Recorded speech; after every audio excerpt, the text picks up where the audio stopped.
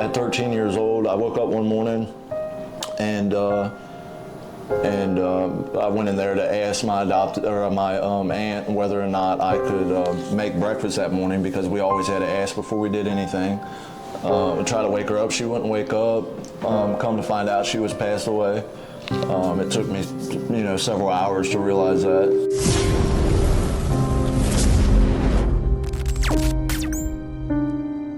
Welcome back to Chat It Up. I'm Chris Berger, here today with Vincent Williams, aka Vinny. Man, really appreciate you coming out, man, and hanging out and being willing to share your testimony.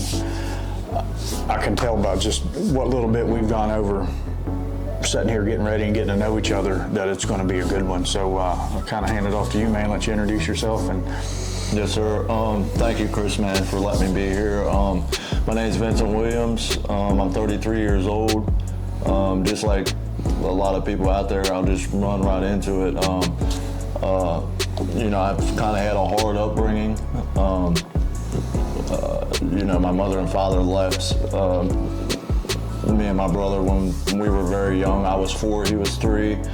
My mother had multiple children. In my later years, I figured out that she just kept losing her kids, dealing with drugs and alcohol and men. We wind up being separated from her at 4 years old and sent to an aunt. And that environment was just crazy. She was very abusive, she called us names. She would hit us with stuff and pick stuff up and throw it at us. And I was really confused at a very young age. And I had a woman that stepped into our life. I was about 5, and I went to a crusade, and that she was running. She had previously been a missionary, and she was doing puppet shows and giving out candy and stuff and just loving on the kids and stuff like that. And I hadn't experienced that, so I automatically just fell in love with her. And her name's Joyce Diener. It's my adopted mom. And but anyway, she introduced us to Jesus and let us know, that we weren't alone, and she would come pick us up and take us on vacations and drive us to different places. And I'm sorry, I don't mean to interrupt, but you were 5 years old? I was 5. And that's the first time anybody in your life had ever mentioned Jesus or the Bible or Yes, sir. anything? Wow. Yeah. Thank God for her. Yes, sir. Thank God for her. I would go to school and I would see kids with their parents and this loving, kind of atmosphere and, et cetera. And I hadn't experienced that. It was just crazy. And then at 13 years old, I woke up one morning and I went in there to ask my aunt whether or not I could make breakfast that morning, because we always had to ask before we did anything. Try to wake her up, she wouldn't wake up. Come to find out, she was passed away. It took me, several hours to realize that. Wow, your aunt? Yes, sir. My biological mother's sister. Yeah, so she had taken you in after your mom had lost you guys. Did she get incarcerated? No. No, she had just lost custody of you guys. How many siblings? I had, there's 13 of us. 1 died at childbirth. Wow, 13. Yeah. And this, I learned as time progressed, this is something that was manifested years before I ever drew breath. My oldest brother's 52 years old, and he lives in Cincinnati, Ohio right now, and he was a victim of the same things. He was separated with a brother of ours that's gone now due to drug addiction, but it just was crazy. So you're 13, you're living with your aunt, and you find her deceased. Yeah. Wow. How did,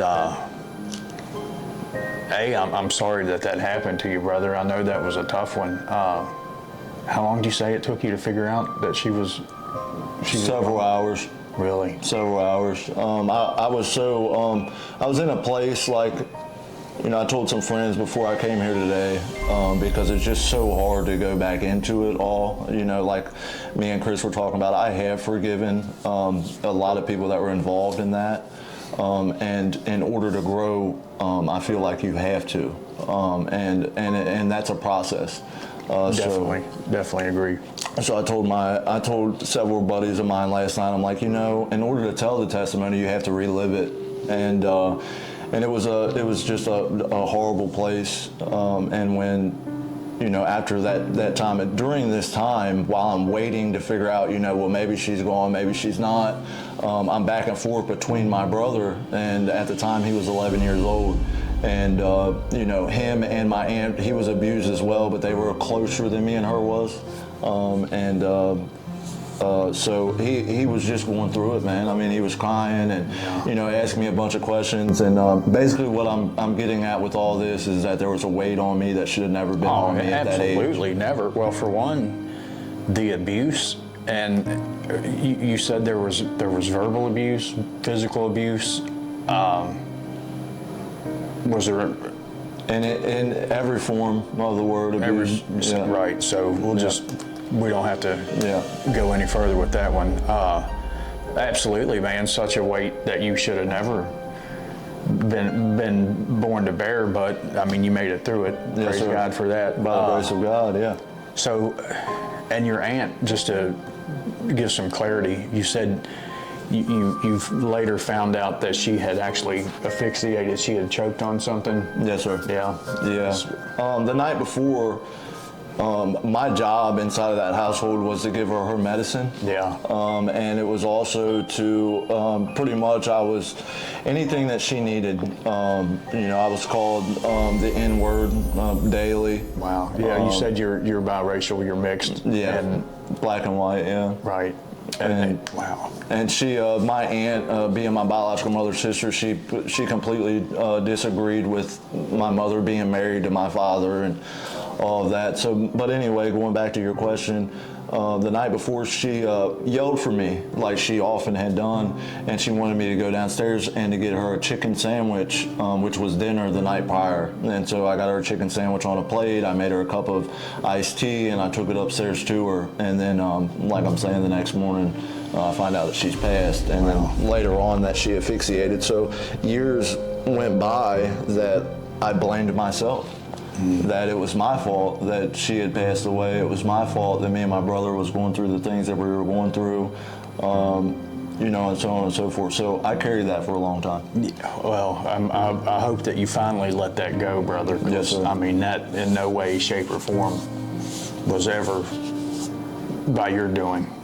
So No. I hope you know that, man. Yeah, I appreciate that. So wow, that then funnels you, and I'm assuming the rest of your siblings, into foster care at that point? Yeah. So at 13 you go into foster care? Yeah, and I went straight to that. I went to go live with a woman named Mary. This is probably about 2 weeks after Joanne died. The same kind of an abusive household. She already had children, so she I felt more as me and my brother was kind of like objects more than just being children, and the woman that I talked about that at 5 that was doing these crusades and me and my brother connected with, and kind of, she would come and save us from this horrible abuse and stuff. About 6 months after Joanne's death, she reunited with me and my brother out of nowhere. I came home from school one day, and she was outside with bikes, and she had 2 brand new bikes, and wow. She was crying, and she asked me and my brother. She said, "Where do you want to live at?" She said, "Do you want to live with me, or do you want to stay here?" Wow. And we chose her, and we went to her home. And safe to say that Joyce is probably, especially at that point in your life, she was the most positive, loving person to be in your life, possibly ever at that point? Yes, sir. Wow. Yeah, for sure. Thank God for Joyce. Yeah. Thank you, Joyce. Yes, sir. She was and she still is, through my life, and which I'll get to that, but through my life, we were separated due to my decisions, obviously, but now I have a very strong relationship with her. So, but let's touch on that for a minute. I know you're in foster care, and it took her 6 months to 6 months to track you guys down. Yeah. And then she takes you in, you said you kind of started to really buck up and rebel against Joyce. I did. Ever since 5 years old, Joyce always spoke Jesus. She spoke of the power that was in that name. She spoke of the man. I remember being a kid and thinking of Jesus like, Spider-Man, or, or something like that, or whatever the movies were out then, the Hulk, or whatever. And Joyce is the one that first told you about Jesus when you were 5 years old, because you heard her down the road witnessing, you said on a microphone or something. She was like out just publicly speaking. Yep. Spreading the word, and it just, you heard it? I heard it. Okay, wow.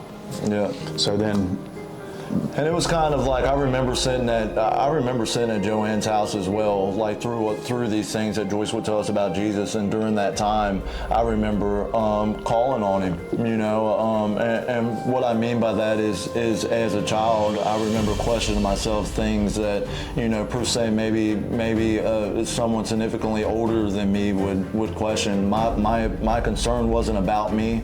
From a very early age, I had and I'm sure anybody with siblings understand this, but I was the older brother, so I always felt like this overwhelming sense that I had to protect my brother. Sense of responsibility. Yeah. I had to protect him. So a lot of the times I would take the whooping. I would take the canned good being thrown across the room. I would take the hit. Different things that would happen inside the house that were audacious. She was my aunt was handicapped, so she had a change pot that she would use the restroom in. And I remember early, 5, 6, 7 years old, me and my brother both, our responsibility was to change that pot and clean that pot out and so on and so forth. And but Joyce, she really pushed Jesus and pushed the fact that he was a life changer. And for whatever reason, and which now I know the reason why, but I'll get to that. But anyways, for whatever reason, she wouldn't let up. If that makes sense. Like she would, even when I was, hey, I'm not going to go to church, or, I'm not going to do this, or I don't want to do that. She would give me the Bible verses, or, she would revert back to things that she had experienced in her life. And she was such, and still is, but she was such a loving, person that had never had children before. Wow. And me and my brother, coming from the place we came from, she loved us, and she gave over and over and over again to us. Consistently stood in the gap for you guys when you had nobody else. Yes, sir. To spiritually represent you or Yes, sir. Yeah. Wow. Yeah. Again, thank God for Joyce. So you're living with Joyce. And then, like you said, based on some of your decisions and actions, you guys kind of left her care, correct? Yeah. And then I did, not my brother. You did? Yeah. So you're back into juvenile foster care, or you juvenile like detention? Did you get some trouble? Yeah, like I said, just running around. Once I got to Joyce was freedom. Yeah. For the very first time, I tasted the good life. Instead of somebody down my throat to the extent that if I don't do this, I'm going to get my brains knocked out, to now this individual that I could completely take advantage of, and that's exactly what I did. So at about, I want to say 15, but it's probably more like 14, I went to juvenile for the first time. It was for habitual runaway. I had already ran away from Joyce's house several times. And now I know that I was scared. I was scared of her and the things that she was talking about, and whatever. And so I ran away. And during my running, I started to meet people, just like everybody does, and people from broken places, more broken than any place I could ever come from. And they introduced me to a different kind of life, drugs and alcohol, and it was cool to go to jail. Right, yeah. And whatever. So I remember being very young and boasting to my buddies, oh yeah, I just went to jail, wow. just to have somebody to say, hey man, I'm your buddy. Right. At what age did you start abusing or using drugs or alcohol? About 15. About 15 years old, Yes, sir. just smoking weed and stuff like that? I would, well, to be truthful with you, I'm not going to sugarcoat it. I would do anything. Really? I didn't care. At 15? At 15, I didn't care. Once I got a taste, very first thing that I ever did was Percocet, and I would take it by mouth. Yeah. And then I had a couple buddies that were kind of like, hey man, you're being a coward, blah, blah, blah, let's crush these pills up. And, that whole thing that, so I went down that kind of rabbit hole. So you're 15 snorting perks with your homies, and I would imagine that snowballed pretty quickly. Oh, it did, yes sir. So you're 15 snorting perks with your buddies, that snowballs. At what point did you get into the heroin and adult jail? I was 17 years old the first time I intravenously used heroin, so that's using a needle, and I was kind of coached into that was the fastest way and the coolest way, to get high. I overdosed time and time again. At 17, going early into, I was on the run when I turned 18 from a facility that I was incarcerated in called Ramey East Step, which is a boot camp for, co-ed boot camp for boys and girls in Kentucky. I graduated the program, which was like a 7-month program. I graduated that program and then went to independent living, and I was supposed to stay in independent living from 17 to 18, and I ran away from independent living and met the guys that I'm talking about that started the drugs. Phew, man. All right, so you said you went to jail, you get out in March of 2018, then you overdosed in July. Yeah. And then September got saved and gave your life to the Lord. Yes, sir. Yeah. Wow.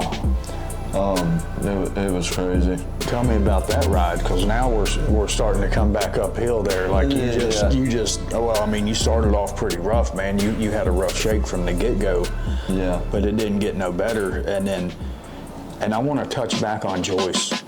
Joyce in no way was related of association at all. The first time she had ever knew that you guys existed was that day when you were 5 years old. Heard her out witnessing, and that's the first time Joyce came into any of your family's life, right? Yeah. Wow. Yep. That's correct. So, okay, you're out of jail, and you were sober when you got out of jail? I was. Pretty much? Yeah, I was. And then you said, it was your birthday, and you decided to get high on heroin? Yep. Yeah. And then what happened that day? And one day I was working, and the girl that I was with at the time, we were arguing about something. I don't really know what it was. And I had a buddy at work that was like, hey man, I can go right across the water and get you a half gram for $60. And, I'm sitting with a few $100s in my pocket, and I'm like, here man, here's $60. Come to find out it had fentanyl in it. And 1 minute I was standing in front of his stove talking to him. The next second I was on the floor, opened my eyes, and there was paramedics and police over top of me, like, pretty much screaming in my face, what did you take? What did you take? This and that. And I pass out again and wake up in the hospital with a bunch of wires, not in me, but on me. And my shirt cut off, my pants cut off. And I start ripping wires out and everything, just belligerent. So you had died? I had died. Was that your birthday? Yeah, it was my birthday, wow. 2018, yeah. Wow. Yeah. So I can imagine that was a wake-up call. It was, man. Was that the last time you used? It was the very last time I used. Praise God for that. Sure. Because, you were dead. Yeah, I was. They Narcaned you, what'd you say, 4 times? 4 times. Yeah. Wow. Thank God you made it, bro. Yes, sir. And thank God that you took that wake-up call for what it was and made some changes. So walk me through, how did you get involved in church at that point? Were you reconnected with Joyce? No. When I got out of jail, me and Joyce hadn't communicated in 2.5 years. When I was arrested on my second felony, I was actually arrested in front of her house. How'd you get from the hospital bed from the day you overdosed to walking into church? How did that transpire? I've multiple people that I was working for. I do tree work. I'm a residential tree climber. I've been in the business for about 17 years now. That's all I know. But a lot of those guys that I work for, they are churchgoers, and I had a buddy that knew a couple guys that went to Newport Katera Church in Newport, and so. You know, when I left that hospital, man, I remember lying to people, and I'm sure somebody can relate to this, but I remember lying to people. I was so ashamed of what I had just went through that I didn't want people to know the truth. Right. And I was so ashamed of it, so I would lie to them and say, hey, you know, I got into a car wreck, right. Or this happened, you know, whatever. But I remember that while I was going through that for those couple months there, I was bouncing back and forth because, mind you, again, Jesus was introduced to me at 5 years old. The seed was planted. Right. So I knew that there was a way, right? And I knew not necessarily what all it took, but I knew that there was somebody that would intercede and fight for me and had interceded and fight it for me time and time again. Right. So when I walked into that church that day, I listened to the man's sermon. He was straight from the book, a beautiful sermon, and he called altar call. And when he called altar call, there had been so many times before that I had sat inside of a church and they would do the altar call, and I'm like, oh yeah, right, and I would sit there and just walk out. And for whatever reason, that day, I felt an unction, a pulling of my spirit, if you will, and I jumped up out of that seat and I went to that altar, and I was broken, man. Yeah. And I got down and the guys were praying for me and stuff, and I, for the very first time in my life, I let go, and completely let go. And what I mean by that is animosity from the past, associated with my aunt or my mother or my father, so on and so forth. And just so you understand the altar call, my biological mother left, as I said, when I was 4 years old. I meet this woman at 21. After my first felony conviction, I actually meet my biological mother. And going back, but the point is that I get out of jail with my first felony conviction, which was a forgery.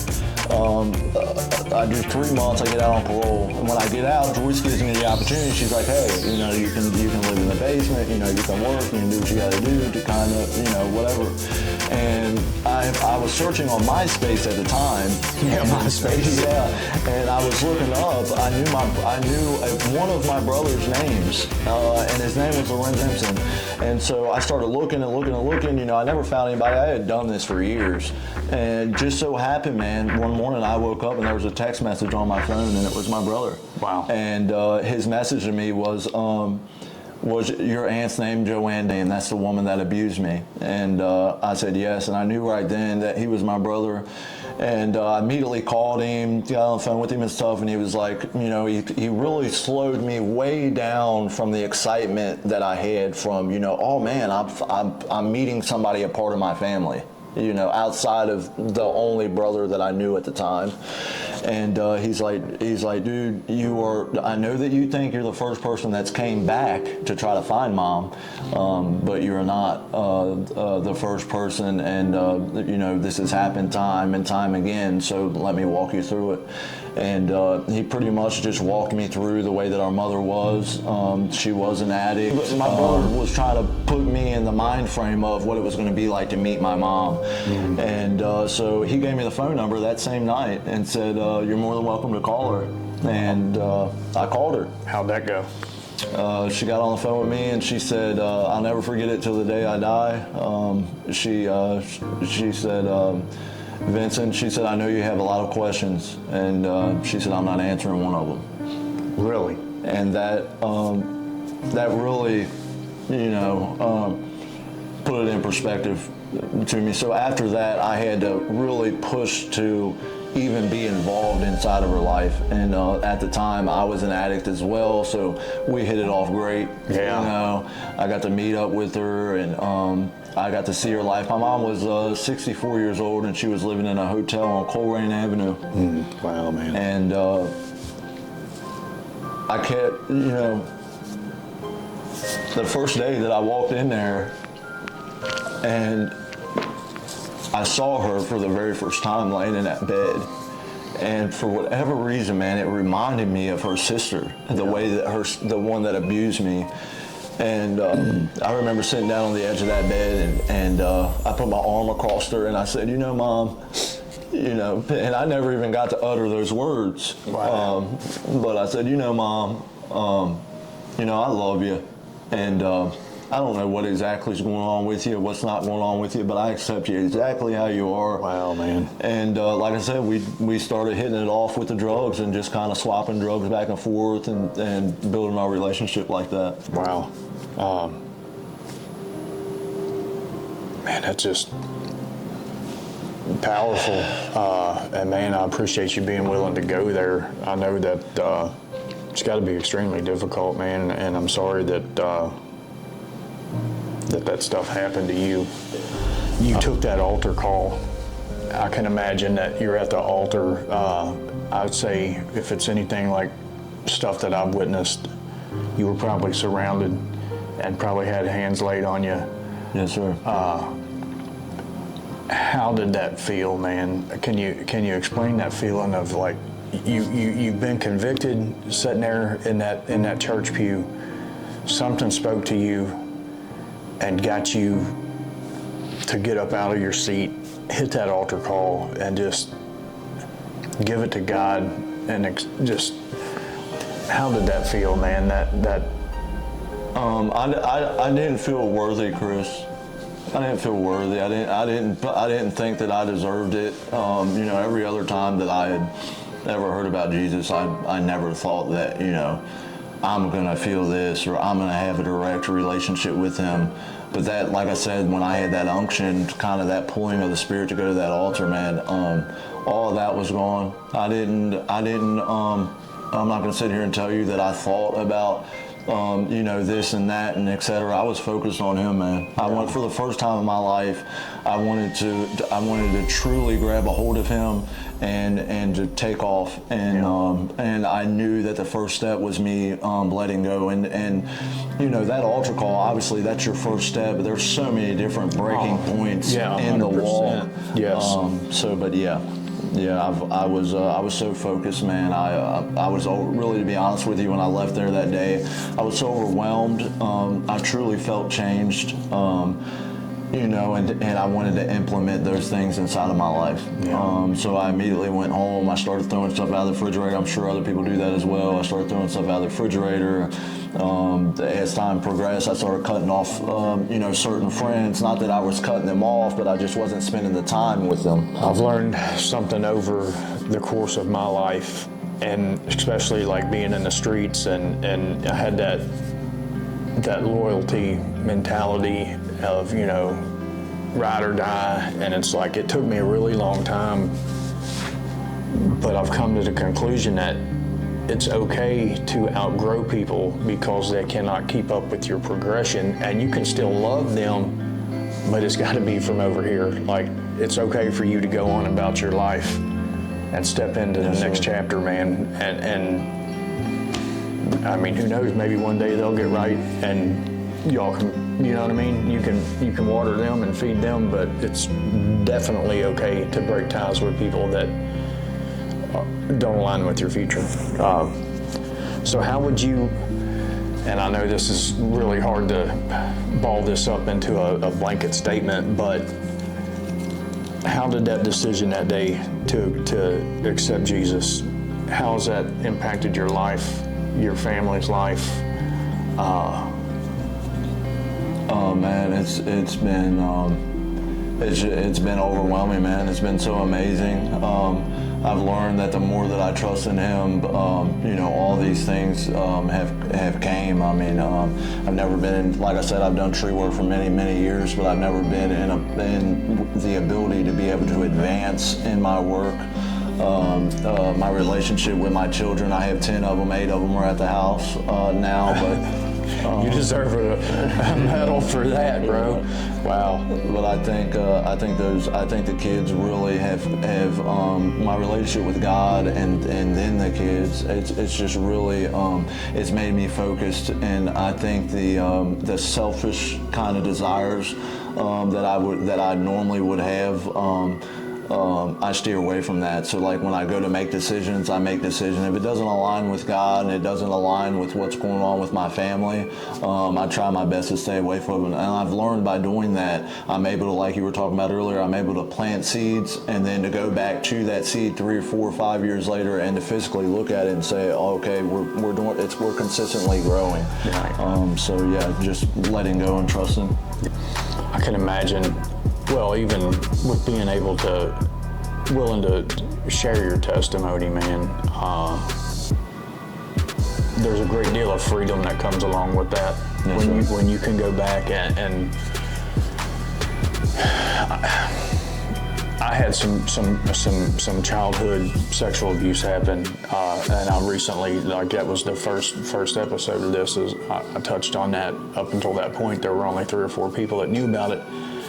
The night before at Celebrate Freedom, I spoke about it in front of probably 15 or 20 guys, man, and it was just like a unbelievable sense of release and freedom, because for whatever reason, there's a great deal of shame that comes along with the abuse that you suffer as a child, and I don't understand why, because you had no choice in it. You had no way to avoid it. You couldn't fight it off. You couldn't run away from it.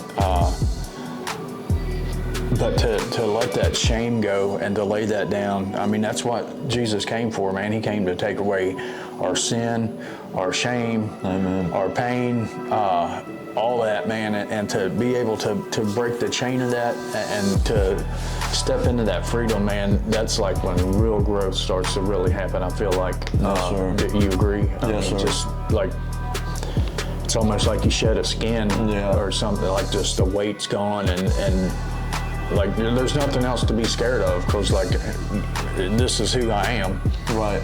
What are you going to do about it? Yeah. So that's beautiful, man. I know you touched on you're a tree trimmer. You climb trees. You actually work for Josh and Jeremy McCullough, which were my first official guests on here. Love those guys to death, man. I don't think you could have landed under a better set of wings than those guys. Really, both of them have been just beacons in my walk with the Lord since we got involved with the church, man. That's how I met Josh and then Jeremy. And it just, how did you come to know them, and how have they impacted your life?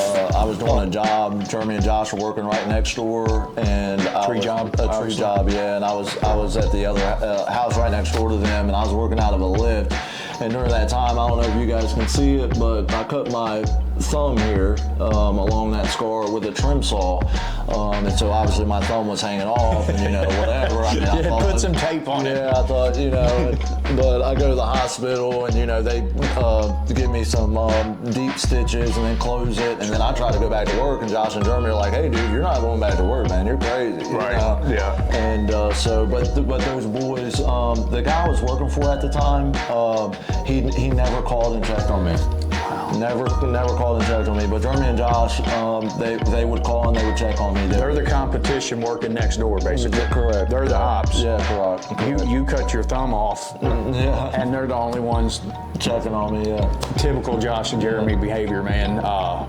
I love you guys. If you see this, I'm sure you will.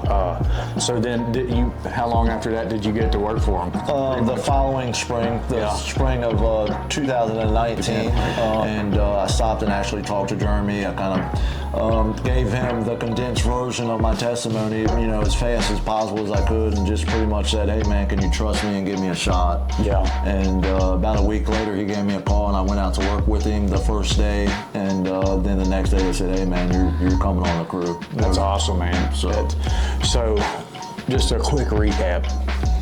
you're in basically hell in your childhood, and you bump into Joyce. Then later on down the road, you come to Jesus, you're saved, but you about lob your thumb off. Another bad experience. Right. But now here comes Josh and Jeremy. It's funny how God will use some of the worst experiences of your life to hook you up with the best people. Oh man. And scenarios looking back that you could have ever hoped for. Isn't that isn't that odd? Yeah, we've which I'm sure I've heard you talk about some of your guys. Man, you get connections with people to where, like with Jeremy and Josh, it's like, you know, I've been doing tree work for 17 years, so they were starting a tree business. Yeah. So me coming on and having the knowledge, you know, of falling trees and, you know, of using these ropes and these different techniques. Well, you were a godsend to them. Right. I can tell you right now, when you're out doing a trade like that, I've been through probably 50 guys. I'd say 10 tops were great help. 2 or 3 were just game changers. Right. And thank God for the time that I've had with them over the years. You started with them in 2018, right? Yeah, 2018 was the very first job I was on. So you and look at this timeline, and again about how people will kind of come into play. You get out of jail in early 2018. You overdose in July. You find God in September. You link with Josh and Jeremy. Yeah. Some right after that. Yeah. They come to God in February of 2019, if I'm not mistaken, which was like a light switch, just boom. Yeah.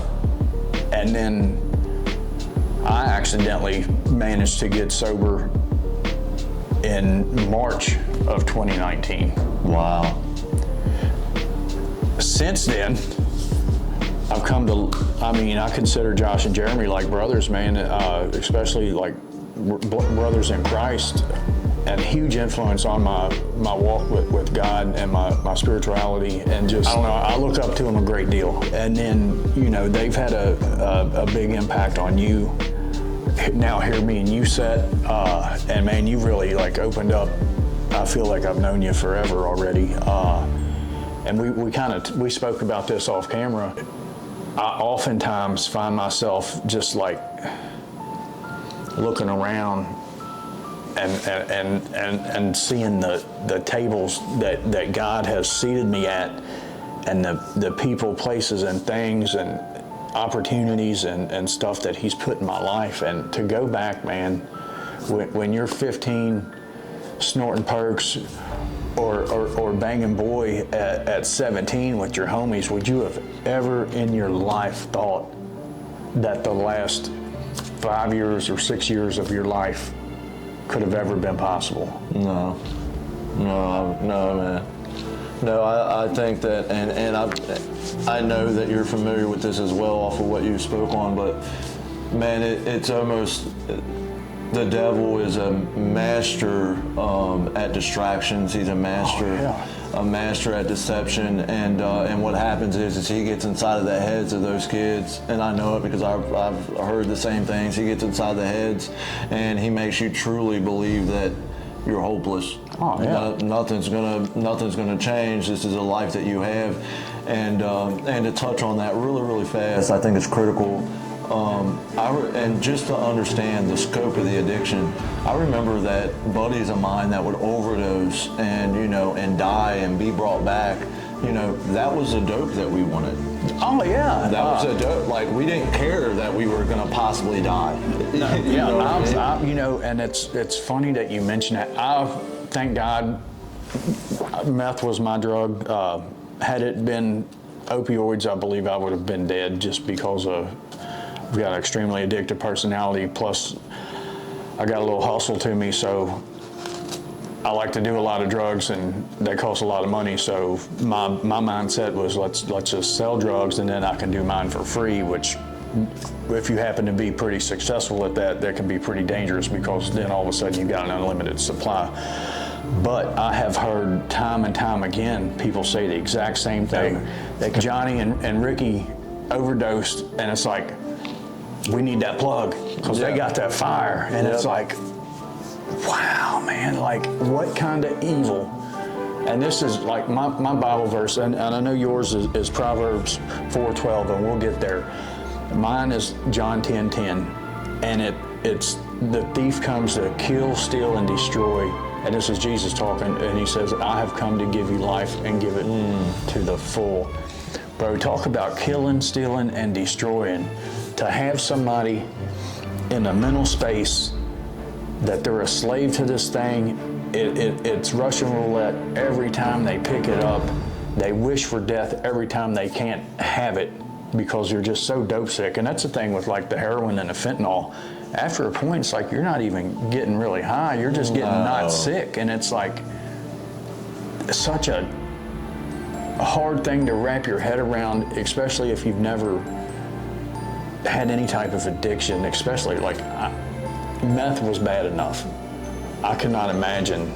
And I say that there at the end, I believe they were starting to cut the meth with fentanyl just because of the withdrawals and stuff that I would have. But that's another story. Oh, and also, you know, you were talking about the devil getting in the mind of those of kids and even adults, talking about, you know, I'm not worthy, or this is just my life, and this is just how it is, and just really, he's the ultimate deceiver, man. He will convince you, and Jesus says you are worthy. We are so worthy that God gave his only Son for us to get rid of that shame, to get rid of that pain and the sin, no matter what we've done, man.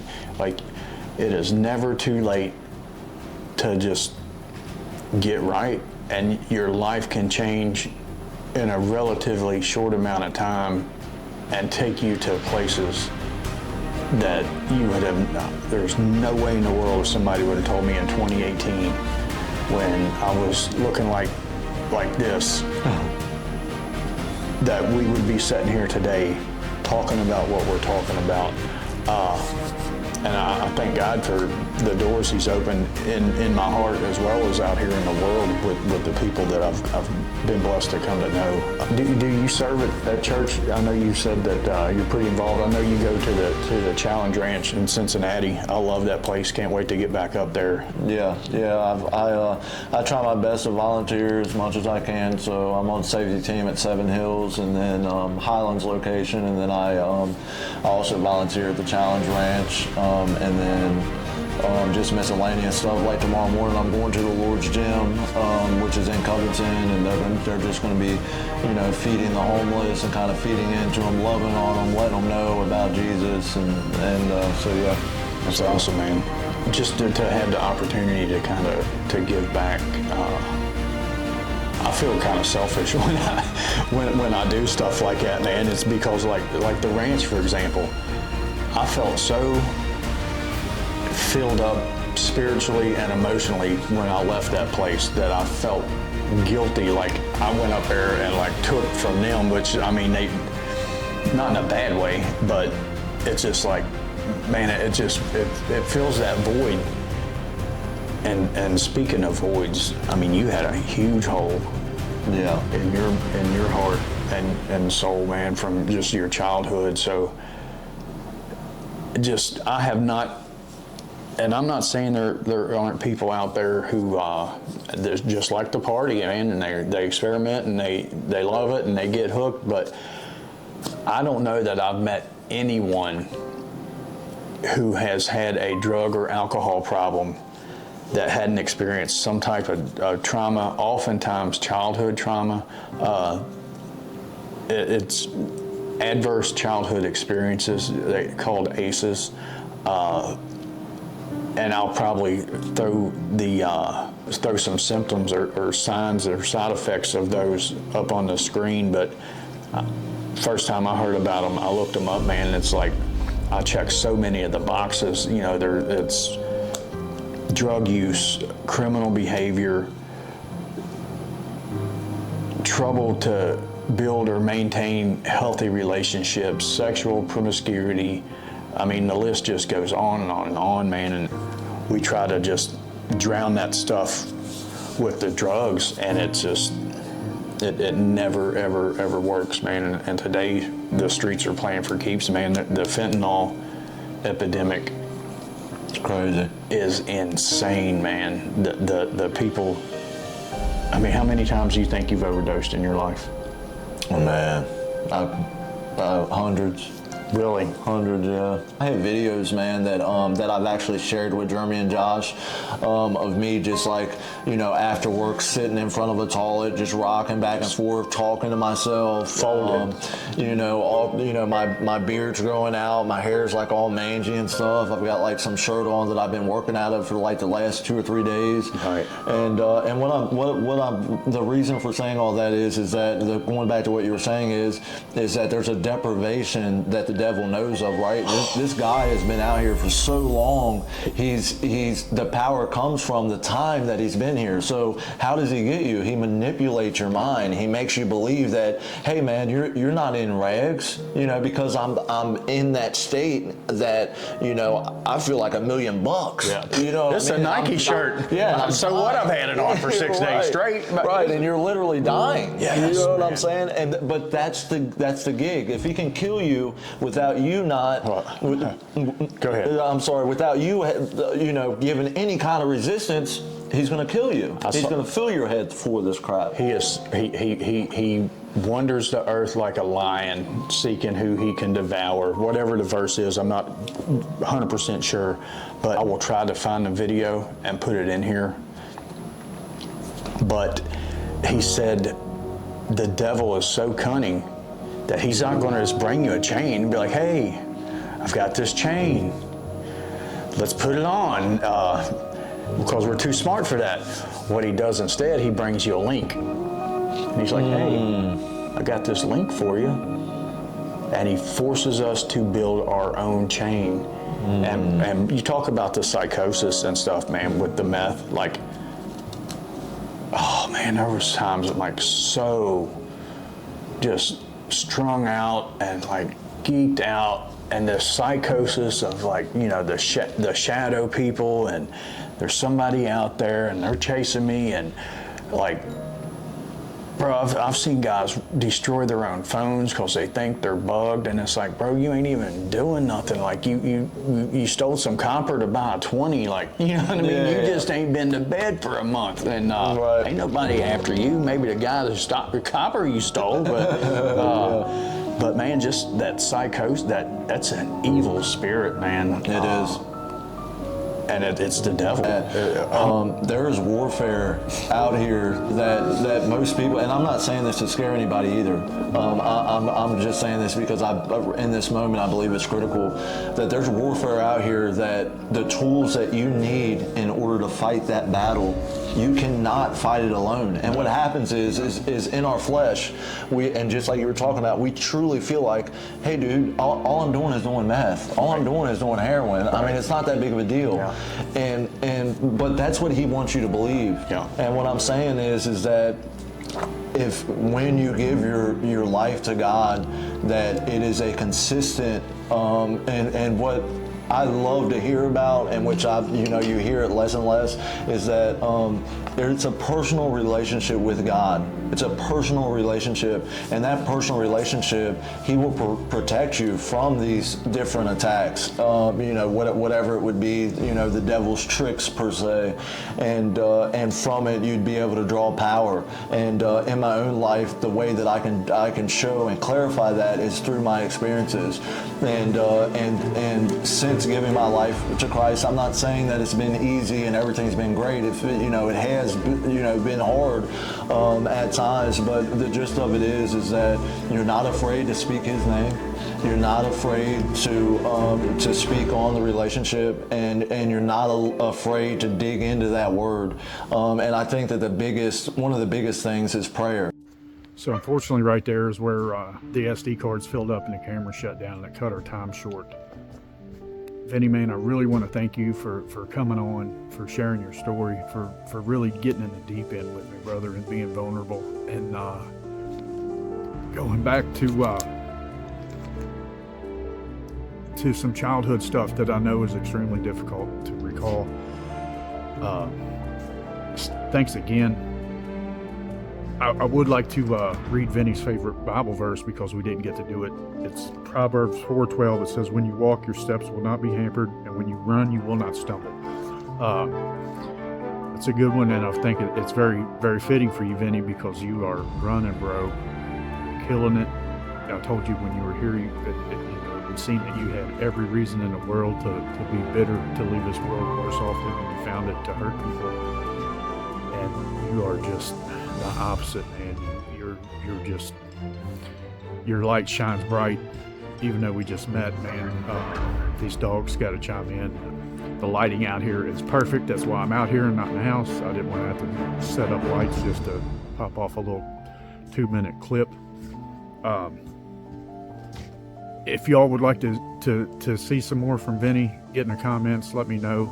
I wouldn't mind doing a part 2, man, to really get into, we see what God did in your life, what he brought you out of, man, but man, I would really love to dig in a little more and talk about what he's doing in your life now. So hopefully we can get together again on that. If anybody that sees this, and I pray that it finds somebody and touches somebody and gives somebody some value from it, and I'm sure it will. I know it will. And that's why we did it. But if you see this, you're struggling with addiction or abuse, or you've experienced some ACEs and you need to help, you want to get sober or get some therapy, or if you're having suicidal thoughts or anything like that, if you need to reach out at all, please don't hesitate. I will get you in contact with somebody that can help you, get you where you need to be. Other than that, God bless y'all. Thanks for watching. Feel free to like, share, subscribe, all that good stuff. God bless.